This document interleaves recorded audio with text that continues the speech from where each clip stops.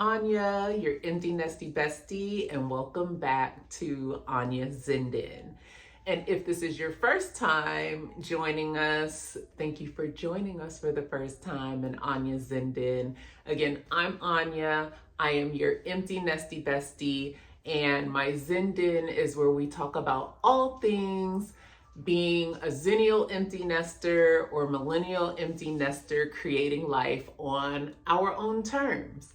And so it's all about transitions and heading into midlife things. I got a whole lot of midlife stuff to talk about, okay? It's hitting me hard and heavy. I just turned 44.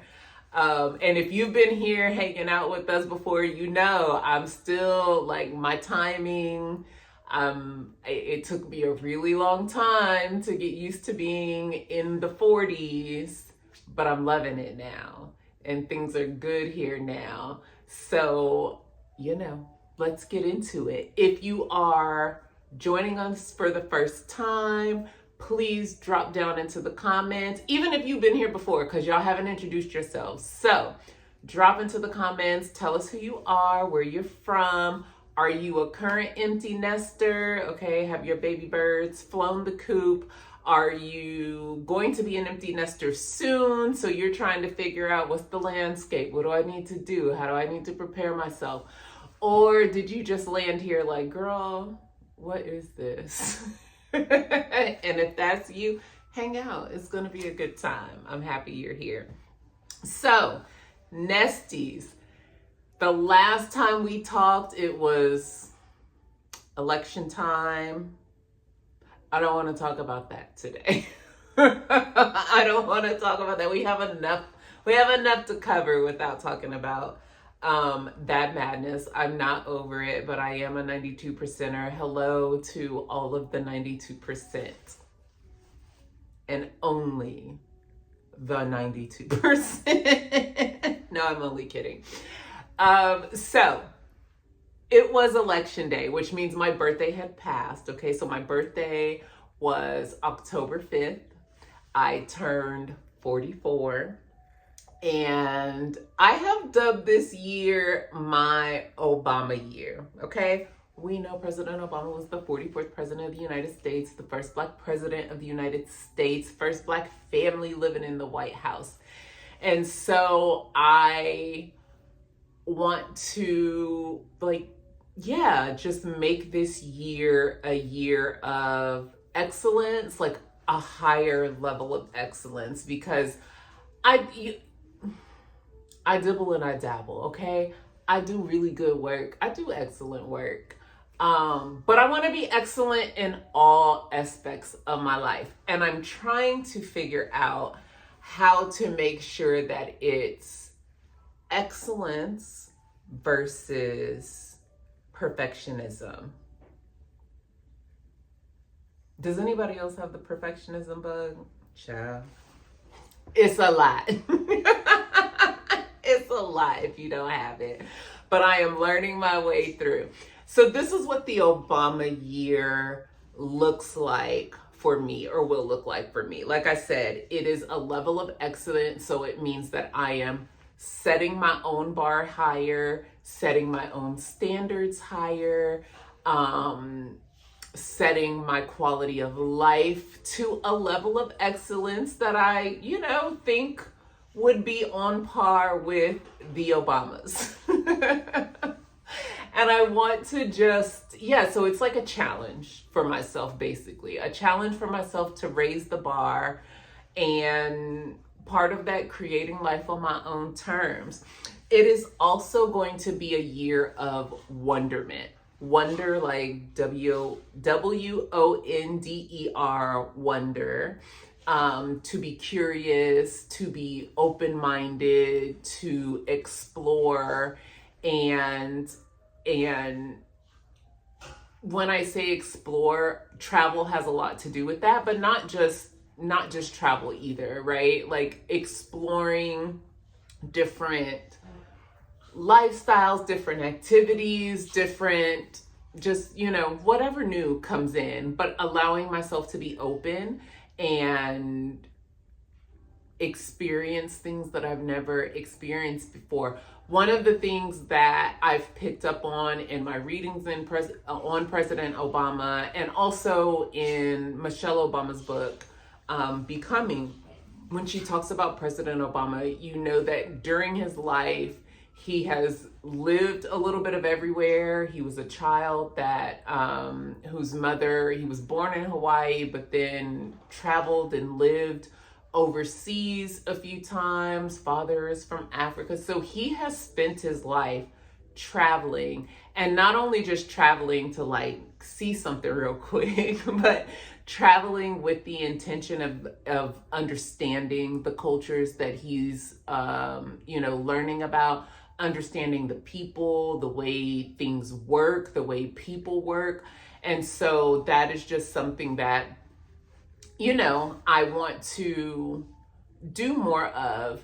I've lived around the world. I grew up in the military. I served in the military. And so travel and kind of wandering has been my thing, but it hasn't been as much of a thing since the pandemic. And so I'm ready to get back out there and do my thing and see all the things and just have a good time. So that wonderment is, I'm really looking forward to that. And then finally, the audacity of hope. And as you know, The Audacity of Hope is a book that President Obama had written about not just his life, but more about his political leanings. And in it, he talks about having, and this was prior to him running for president, so he talks about just having that spark of hope that can really change, right? And so that's what we saw his campaign was run on, this idea of hope. It happened. He served for 8 years as the presidency. And so again, just kind of tying back into my first point of excellence, it's like, if I raise the bar of excellence, if I have the audacity to hope, like, and dream about what my life can look like moving forward, because I've had a really good life. Okay, things been real cute around here. I've had my struggles, but I don't like to be in the struggle Olympics. Okay, so, but yeah, it's just a matter of like, how far am I willing to let hope and faith and dreams take me? And if I really dig into those dreams, like where can I go? And we saw with President Obama, like where that took him, right? That those three things, that commitment to excellence, the commitment to being open and wander around the world and be curious about all things and all people, and then to have the audacity to hope that it's going to take you somewhere big. So that's where I'm at. I am 44 and I am there. So that was my birthday. Like I said, beginning of October. I even had the chance to travel. So I did go to Denver, and it's funny how that lined up. So the University of Denver men's soccer team had 2 games during the week of my birthday. They had a game on October 2nd and they had a game on October 5th, my actual birthday. And so I was able to go there for the week and spend the week with Bryce and his girlfriend Salma. And I just had a really good time. So the tie-in to my Obama year is that Denver is the place where President Obama accepted the Democratic Party's invitation or nomination, he accepted the nomination to run to be the 44th president of the United States of America. He gave that address in Denver at, I can't remember the name of the field because I just, but at one of those sports fields is where he gave that address and accepted the presidential nomination, and that started the track to what we know as a historical presidency in our country. So that was exciting. So it was just kind of fun to like kick my birthday off and have that bit of historic nostalgia be a part of it. But like I said, I got to go to 2 of Bryce's games. They were both at home. It was a wonderful time getting to hang out with them and actually see like what their day-to-day college life is like. And it's what you would expect a college life to be like for, you know, a student athlete, an elite student athlete, if I might add. But being a student athlete, and his girlfriend's name is Salma, who I absolutely adore her. And she is a film major and doing her thing. Let me tell you, these 2 young people, they are like the most adultiest adults that I think I've ever met in my life. They have it so together. Like everything is so. They are on a regimented schedule. They do their thing. They work together as a team. I couldn't be happier. It was a really good time. And I was actually really happy to be able to, you know, since it was such a busy week for Bryce and the team with 2 games, I got to spend more downtime with Salma than I had gotten to before when they came here during the summer to visit. And so it was nice to spend extra time with her and just, you know, have conversations with her. And on my birthday, which was game day, which was one of the game days, you know, it's game day and Bryce has to be focused and he's locked into what's going on with the team. But Salma was sweet. With her sweet little self. She took me to breakfast that morning, and then we went to the game, and she actually works the games. She does some of the filming and editing and stuff as the game is going. So I got to sit in the box. I felt like a VIP soccer mom. I did. It was so awesome being up there. And then after the game, we went and spent some time at like a Harvest Fest or something. So it was a cool time. I had a great entrance into 44. I am, you know, like I said earlier in the video, I begrudgingly, listen, so let me say this, not begrudgingly, because I'm happy to be here. Right? I'm happy to be here.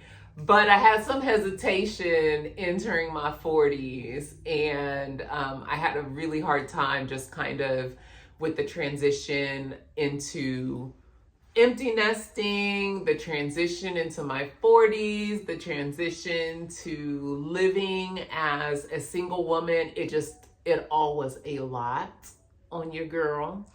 And so now I'm feeling really good about it. Feeling good and spunky, okay? But I did have a bit of a hang up. This 44 came in real cute, real, you know, very demure, very mindful. And then things went up. So we're going to talk about that today in our main segment, which is called, I'm naming it right now, Empty Nest Health Matters, okay? Because what are we doing? We need to be on it, all right? We're creating a life on our own terms, but if we're gonna create a life on our own terms, that's gonna be great and wonderful and, you know, wonder and excellence and all of those things, the first thing that has to be in check is our health. So I'm gonna come back and talk about what that looks like.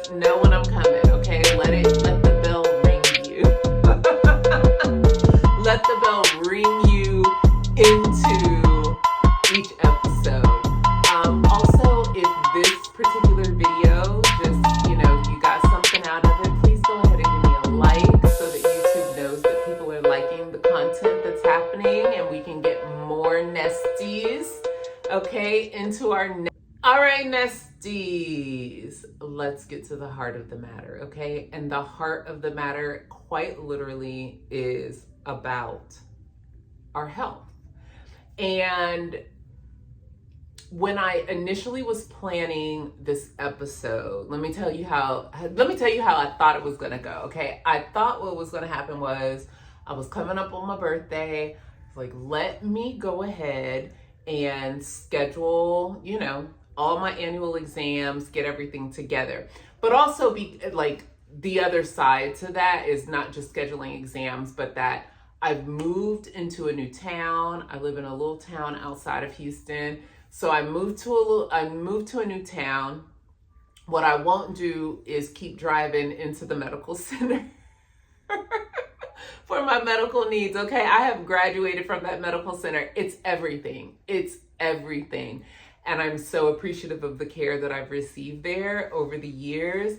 But the driving to get there, the parking situation there, the like how hard it is to find parking, and then the cost of parking there, I just was like, no, I'm not doing that. So now that I am in my permanent for now space, because listen, we don't ever know what I'm going to do, okay? Y'all saw those election results. Honey, I might be out. So stay tuned.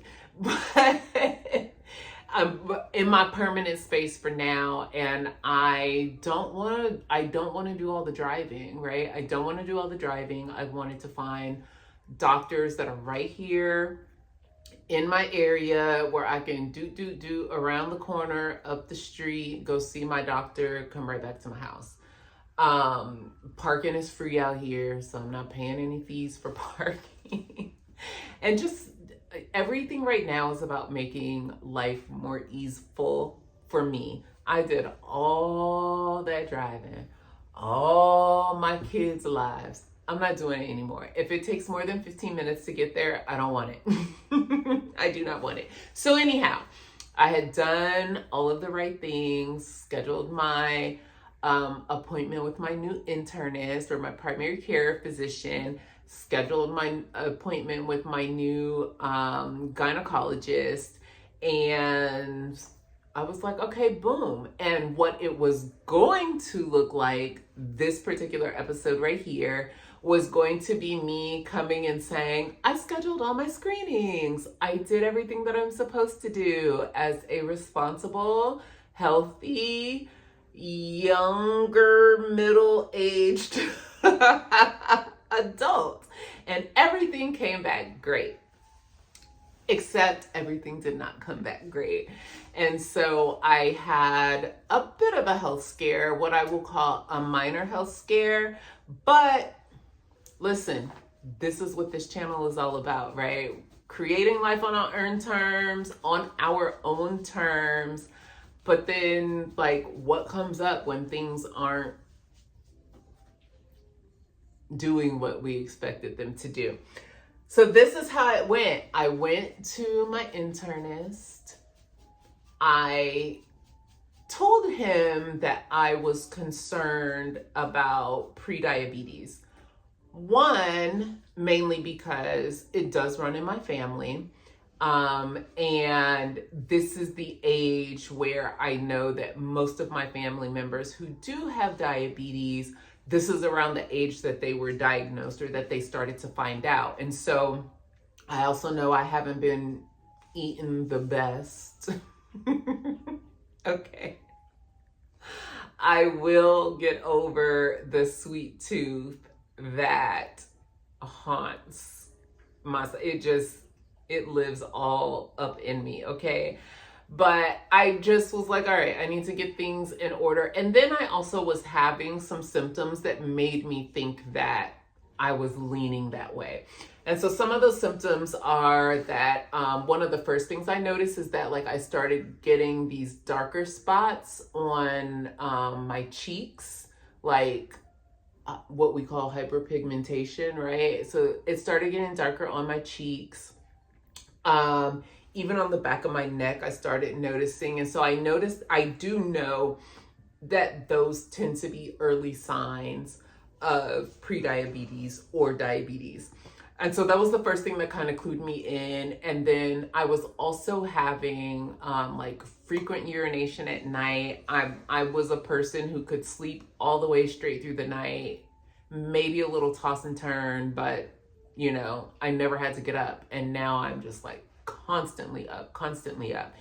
And in addition to the constantly being up at night, also just having this like insatiable thirst and wanting to chew on ice chips. Now, chewing on ice chips, we're gonna come back to that because I knew, not just ice chips, but ice. I knew that had to do with what the problem actually turned out being, but at the time I was just concerned about diabetes. So I was experiencing these things and told the doctor what I was concerned about. He runs all the lab work and everything, and diabetes came back fine, cholesterol came back fine, like all these things came back fine. But what did not come back fine was my hemoglobin levels, which measures how much iron is in your blood. And so it turns out that I had severe anemia. Anemia, not so bad. I've had it before when I was really, really young. The last time I had to be treated for it was when I was 19. I took iron pills, the levels came back up, and I've been good ever since then. My most recent checkup previous to this one was 3 years ago. Everything, I had a clean bill of health, completely healthy. And so, so that's where I was just like, okay, let's go get this under control. So severe anemia, however, is when the level drops to a low enough point that it can start to affect other organs in your body. And so when the doctor called me the morning that I got my test results, he was like, hey, your levels are consistent with severe anemia and you need to go to the emergency room like now. I was like now? Like now. He said it was low enough that they were concerned about my heart. So, without hesitation, let the folks at work know, got myself on over to the emergency room. He told me to go ahead and check into the emergency room and that they were likely going to admit me. So they admitted me, and first, let me start here. Because some of you know me from my days of working as a doula and being a women's health advocate, being a birth advocate, and some would say activist. Yes. And so if you follow me from then, like the thing I preached up and down and all around was Black women do not go to doctors alone, do not go to hospitals alone, do not let yourself be in that position. And because, I won't get into, I'm not about to do a whole preaching session on it today, but we know that the attitudes of a lot of healthcare providers is racist. I've been trying not to sugarcoat. I don't want to sugarcoat things anymore. It is what it is, okay? They have very little cultural competence. And so oftentimes Black women are not listened to, we're not heard, we're not seen, we're not believed when we share what happens to us medically. And I've been in a situation where my life ended up being on the line because physicians were not listening to me. So to walk into the emergency room, to first just be like, put your stuff down, go. You need to go now. You're going to be admitted. You're probably going to need a blood transfusion, was already mind-boggling. Not to mention the fact that one of the symptoms of anemia, which again, I also thought had something to do with diabetes, is just this foggy headedness, which I had been experiencing for a few months, but like I said, I thought it had to do with, I thought it had to do with a lot. Okay, just a lot. I had just moved, I bought a new house, then I was unemployed for some time, and so I was looking for work, and it's been a topsy-turvy year. And so I just was like, all these things are going on, and that's why I couldn't just quite grasp, what I needed to grasp. But no, that's a symptom of severe anemia. And so I was worried when I went to the hospital, but I did choose a hospital that ended up being excellent, and I received excellent care there. But that was a little nerve-wracking because I went against exactly what I always preached was, don't go by yourself. My son Jahari, who lives here in Houston, he was aware, and he was checking up on me, but he was in court that day, so he couldn't just bail out on his clients. But everything turned out really good in the end. Once I got there, from the time I checked in with reception, I was received well. Every nurse practitioner, physician who took care of me during my time through the emergency room and my inpatient stay, because I did end up needing the blood transfusion. I'm just really thankful for the care that I received. It was a really good experience, the best experience that I could have asked for, knowing how I felt when I was on my way to the hospital. And I can also say with confidence, I don't know exactly how to put my finger on the thing and say this is what they did right, but cultural competence was A1, A pluses, check plus plus plus across the board for everyone.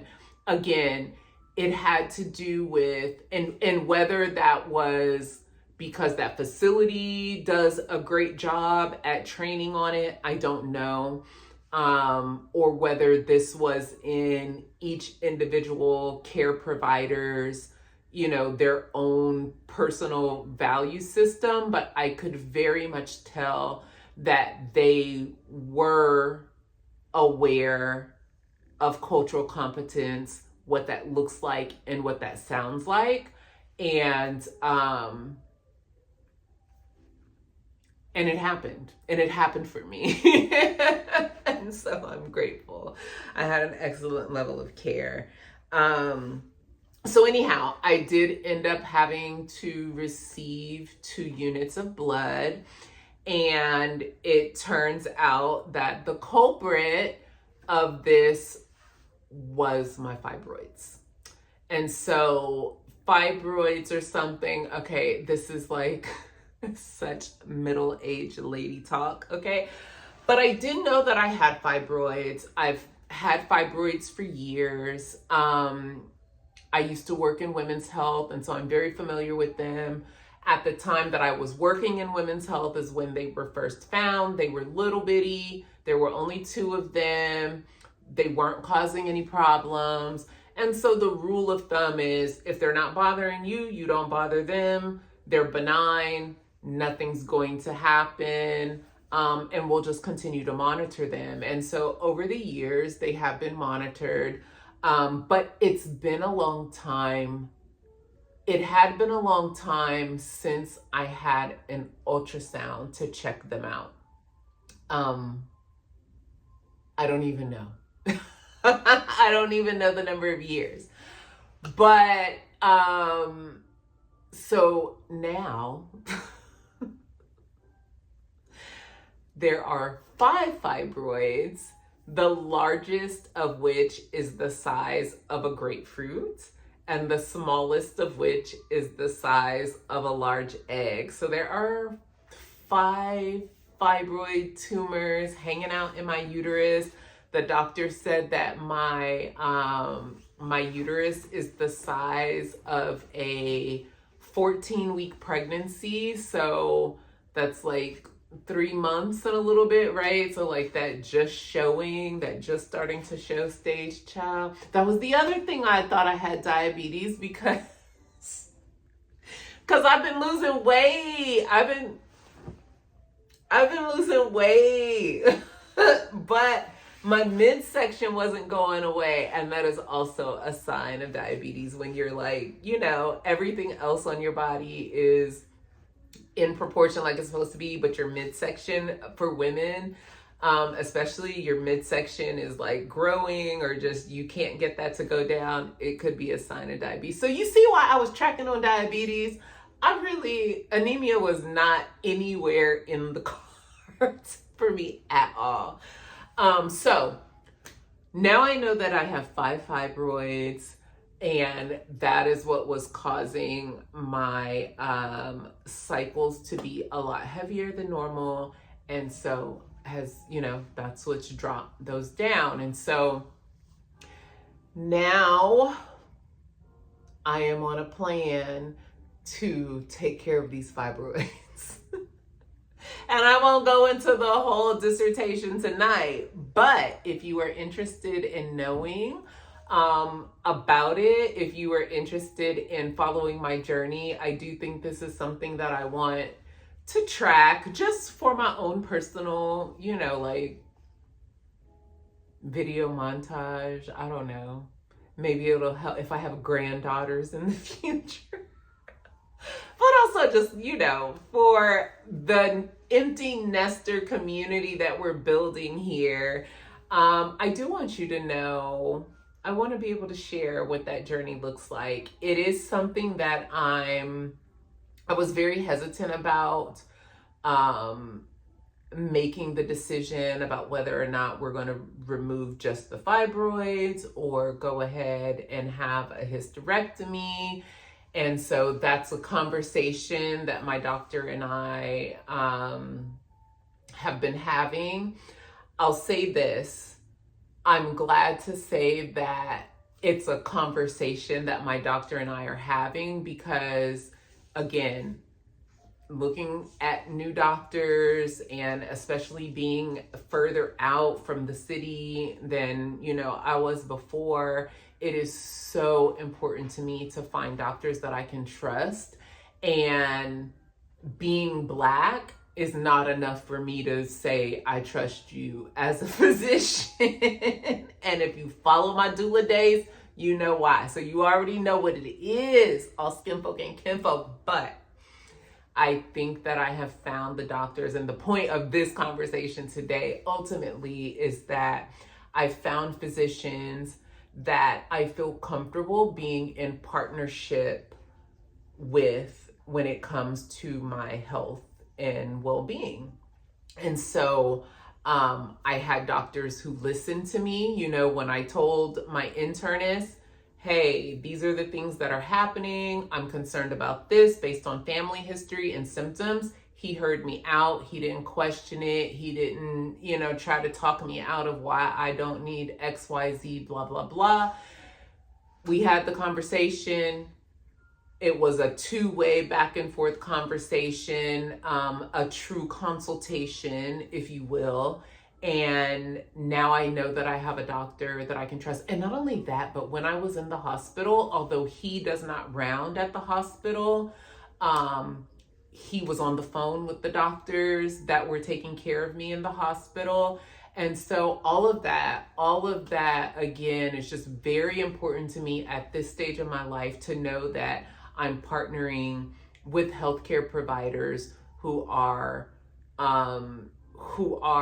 excellent at the work that they do, but are also excellent at actually giving care to their patients. And so I'm glad that that was my experience. And then same thing with my gynecologist. I'm glad that I found a gynecologist out in this area because, honey, they're not out here like they are in the rest of Houston. The rest of Houston, you can find them on every corner. But it was a little bit harder for me to find Black gynecologists up here. I was lucky enough to find one who I know trained under the doctors that I used to work with. What am I trying to say? She did her residency at the time that I was working with this specific group of doctors. And so I was the nurse for the doctors who trained her. And I was like, so you're my doctor. You're my doctor because I know who trained you. I know where you came from. And again, it just proves again that like when you know that excellent level of care is there, you really want to hold on to those people, because we want physicians who are going to be in partnership with us, who are going to have conversations with us, who are not going to make assumptions about us based on how we present, you know? Yeah. So I am not at 100% health at this very moment. I would say I'm like 85%. Yeah, everything else is golden. But we just got to get this situation together. And so I'll be back. I'll be back to share with you what that's going to look like, the decisions that are finally made, and a plan. And I might even try my hand at vlogging somewhere. Did y'all catch my vlog? Did you catch the last video? Go back and see it. Okay, it was my first vlog. And I told myself we just gonna do a little bit. You don't have to try to do all the things. Honey, I was like, I'm not about to be out here setting up a camera on my car so I can walk in and walk out of places. No. But I did my little thing and I felt comfortable and good about what I did on that vlog. So look forward to some more vlogs coming up. I'm excited. And I've got some content coming up regarding the curating of my home. I'm getting excited because I'm decorating. And yeah, anyhow, this has been enough time.